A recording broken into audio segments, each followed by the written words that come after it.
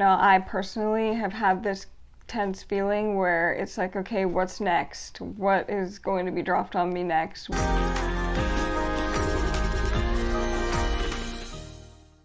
Hey y'all, I'm Allie, coming at you from somewhere in Texas. I'm an ICU nurse who started my career as a nurse at the beginning of 2020. I've made a few videos about starting my career as an ICU nurse and just being a new graduate nurse, but I wanted to kind of give an unscripted, sit-down look at what it's like being an ICU nurse, a new ICU nurse, in the middle of a COVID-19 hotspot right now. It is July 2020, which I find crazy. I'm not sure where all the time went.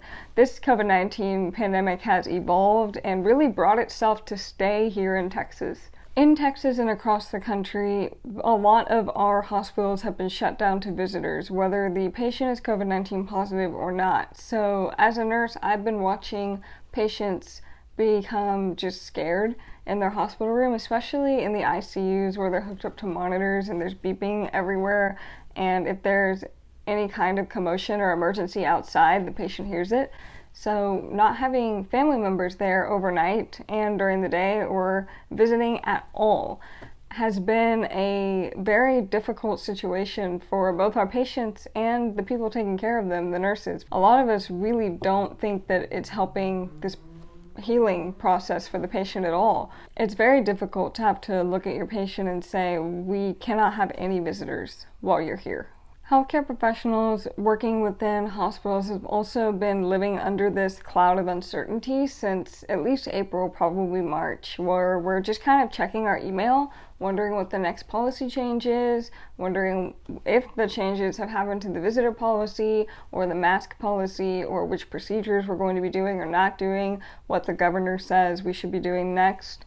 We are constantly watching for changes, and we never really know what's going to happen next. To add to the uncertainty and overall bad vibes of the hospital, we're also having to open new units and staff new units in many hospitals in Texas. I can't speak for everywhere in the country, but I know it's happening in Texas, where people are still having heart attacks, people are still having strokes, but we're also opening new units for these new patients coming in with COVID-19 that can't keep their oxygen saturation up anymore and they can't breathe on their own. So we have to create bed space for them.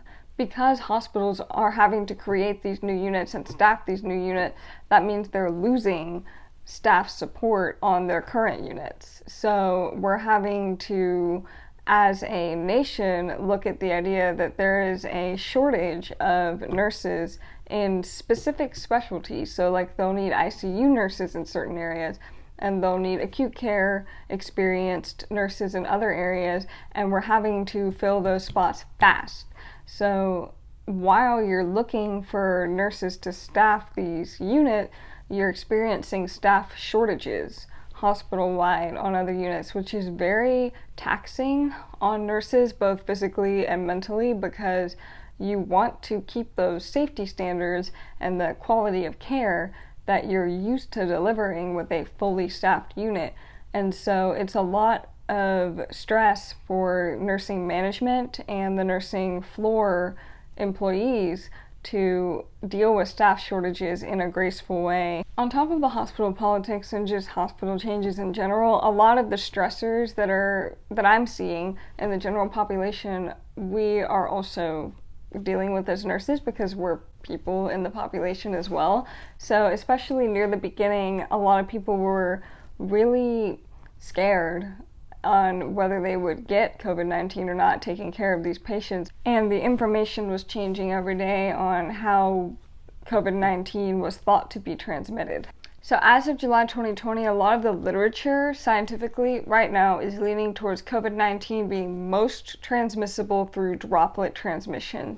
So this is people that are speaking, people who are coughing or singing or breathing heavily or laughing.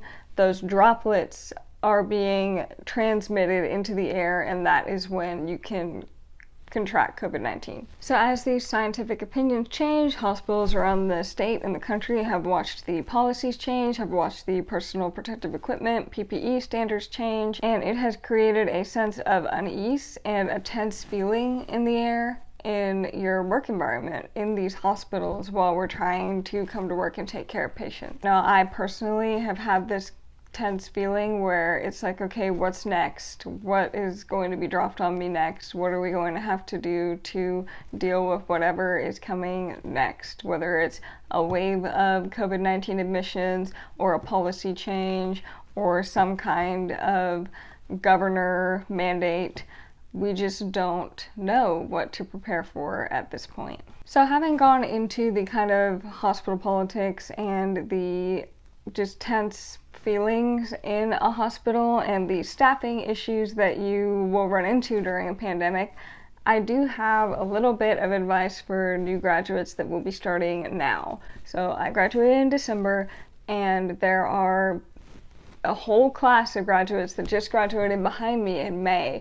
So congratulations to anybody who's graduated. I can't imagine graduating under the circumstances that y'all have had to. I know a lot of your clinical rotations were cut short or moved online, and I know your NCLEX examination was totally changed, and it was extremely stressful. And I know a lot of you have had to interview for jobs online and maybe have not gotten to see the hospital you're about to start working in because they weren't doing in-person interviews and tours.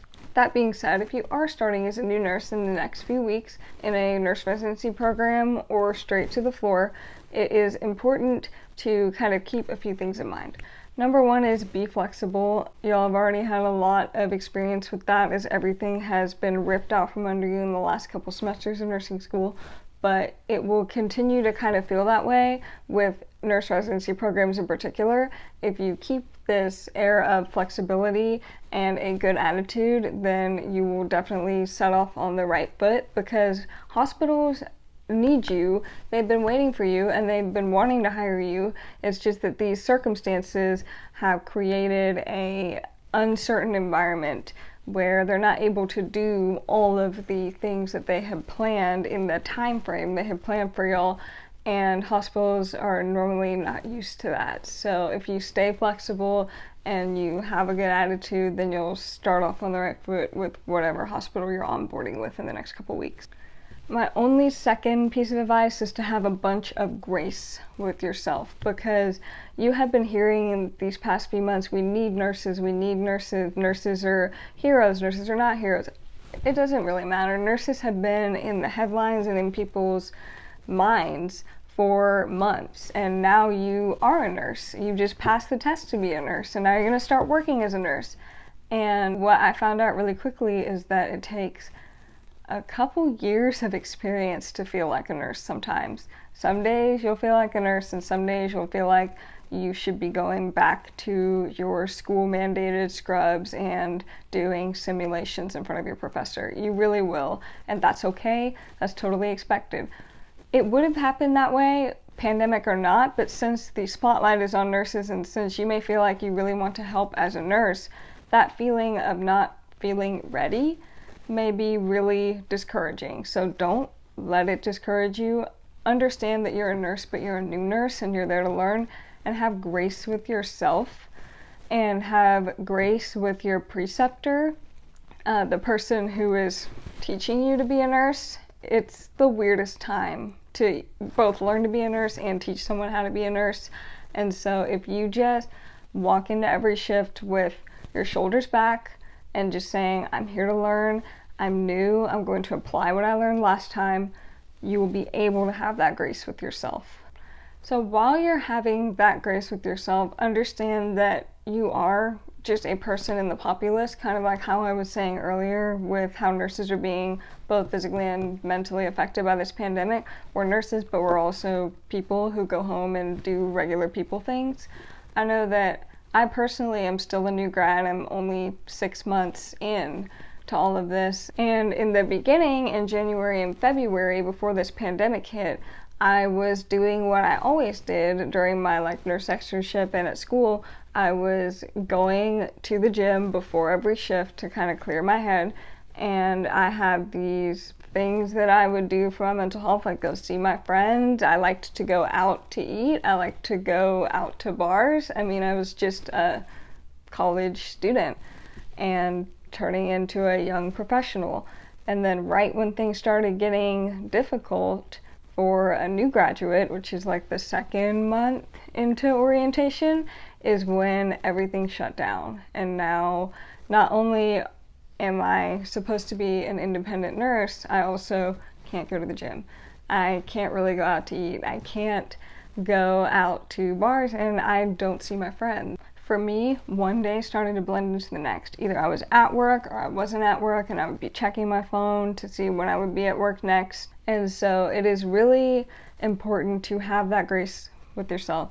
It is really important to understand that this is a historical time period, and to recognize that you might need to find different modified outlets, because if you're starting as a nurse, you're about to start a very stressful part of your life. It's a good thing, but it's also extremely stressful. So understand that your mental health may be impacted by this pandemic just as much as anybody else that is living on planet Earth right now. And even though you are employed and you should feel grateful that you're employed, you should also understand that it's normal for things like this to take a toll on you mentally. Do I think this pandemic is even close to being over? No. And I think I've felt that way since the beginning. If you look back at my early videos, I felt like Chicken Little saying the sky was falling, but this is kind of how I thought things would go. And do I feel like I've had a weird ICU nurse orientation? Yes. But I'm learning to have grace with myself, recognize my flaws as a new nurse and the changes in the environment around me, and I'm learning to adapt to whatever the future is going to look like for me and for everyone. And I do encourage everyone to find their little pieces of joy in a safe way, even though that means, in my case, I can't really go to a gym and then go out to a bar. That means I need to find other ways to not let the days blend into each other. And so that is going to be very important in the months to come. Don't forget about yourself. Don't forget about your health, mental and physical. It's very important to have a routine that works for you and to prioritize yourself, even if Mother Nature herself is conspiring against you. Thanks for tuning in on my weird unscripted video, and there will definitely be more to come now that one day is not blending into another. Thanks, y'all.